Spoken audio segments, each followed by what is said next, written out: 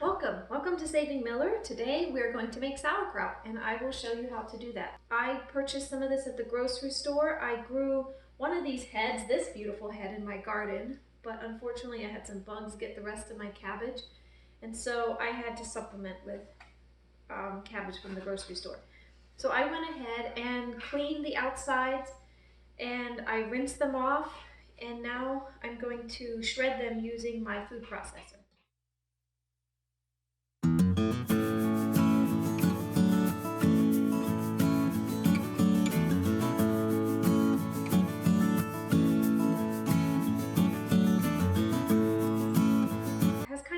A small funnel right here, so I'm going to get it into pieces that I can easily just send down through here, and it'll work. It should work pretty well.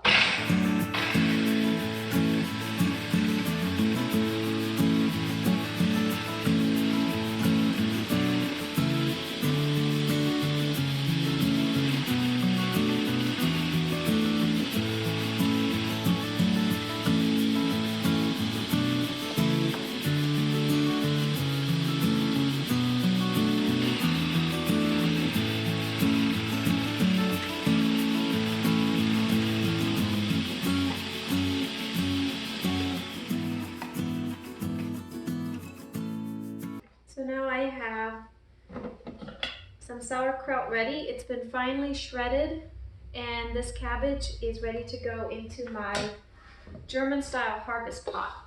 So this German style harvest pot is just an exceptional purchase. You do not need this to make sauerkraut. You can also pack it into jars, but I'm going to show you the process with a crock because I think it's totally worth it if you plan to do this.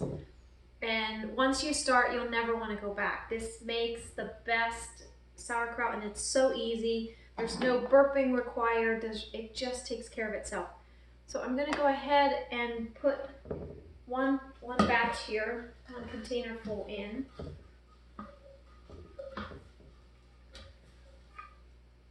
I am making a very large batch. This is 15 pounds that I've weighed out here, and so for 15 pounds I need 4 tablespoons of salt, and I am using Celtic sea salt. So I measured out 4 tablespoons, and so each time I fill this up and dump it in, I just go ahead and sprinkle some salt over top and then begin to massage the cabbage. I use my bare hands. I've washed them, and I just massage the cabbage until it releases water and starts to feel more limp and not so crunchy. I'll show you here when I'm done what it looks like. It's a good hand workout, by the way. Now the cabbage is limp, and I have some moisture down in here. I have probably about a few tablespoons of liquid that I've extracted from the cabbage. So I'm going to stop the massaging, and I'm going to do another batch, and each time I put more in, sprinkle more salt, massage it some more, and so it doesn't get ahead of me. If I do a whole bunch, it's really hard to massage it all at once. It's way easier to do it a little bit at a time.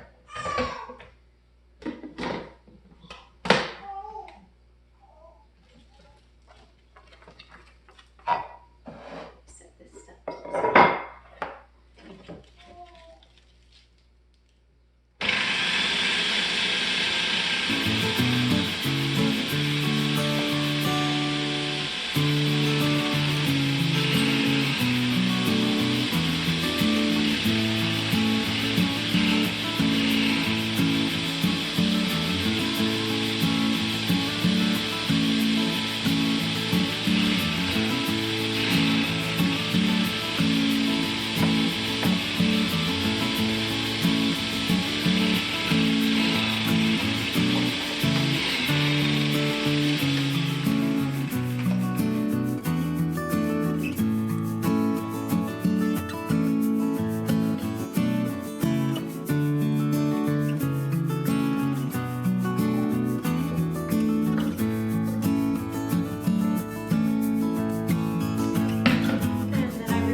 process, I drop in a little more salt, and a fun job of massaging the cabbage.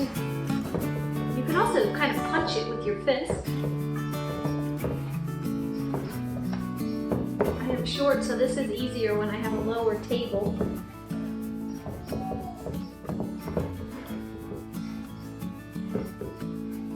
Okay, and I just continue to repeat this process. Once all my cabbage are in here, I'll let you know what that looks like. Once my salt is gone, I just try to ratio it out so that I get a good proportion of salt throughout all my layers. But as I'm massaging, it is getting mixed up. So you don't really have to worry about doing exactly even amounts of salt with each layer, because you do mix it up with your hands. Okay, I did it.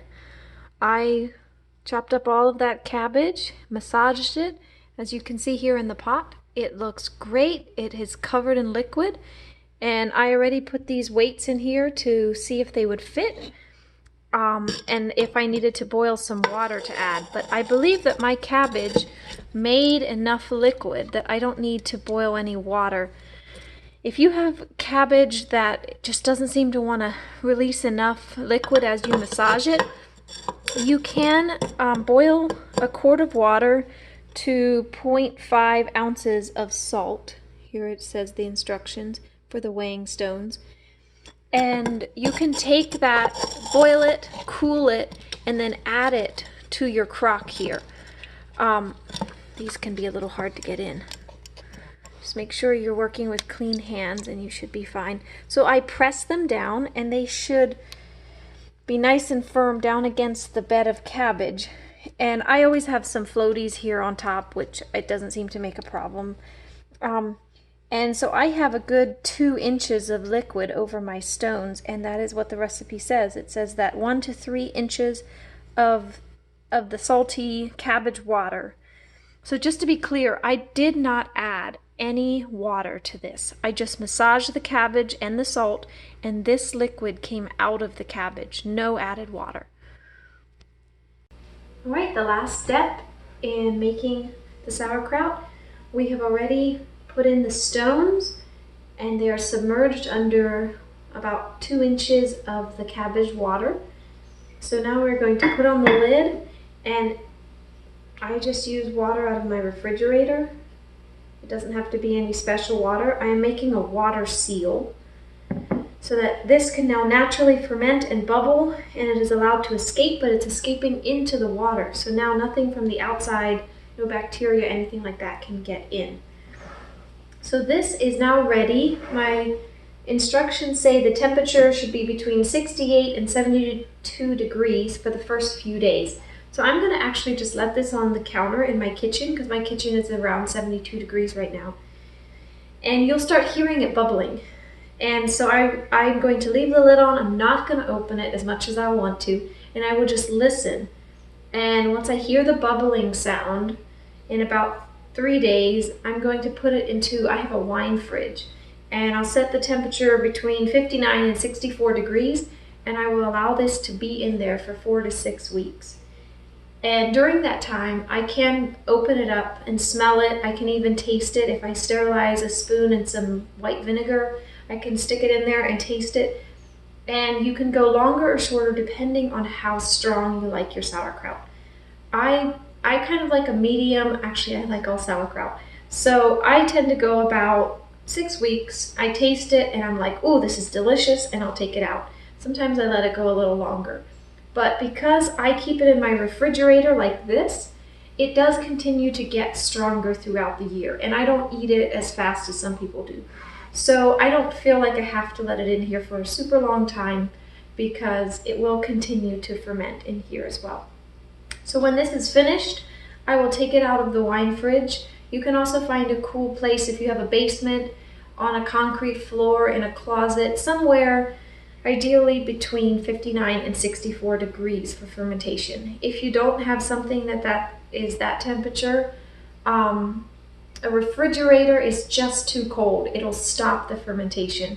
So better to be in a little warmer place than colder. So if you do have it in a warmer place, just think your fermentation is happening faster, and so you will not want to leave it quite as long. You know, start checking it at 3 weeks and see if it's already done. I have heard of other people being successful. Instead of fermenting in here, they would have simply done the same process in a bowl, and then packed jars with this sauerkraut. This is finished. This is from my last batch. So as you can see, the color has changed. It smells delicious. It is not as sour as the sauerkraut you buy in the store. It tastes fermented. It tastes healthy, but it doesn't have that kick of sourness. It's an excellent source of probiotics, of vitamins and minerals, and it lasts well. This is just a great way to preserve your garden and make it last all year long, and be able to have healthy food all through the winter, even when your cabbage is not available. So, thank you for watching. I hope you have a great time making sauerkraut. Saving Miller out.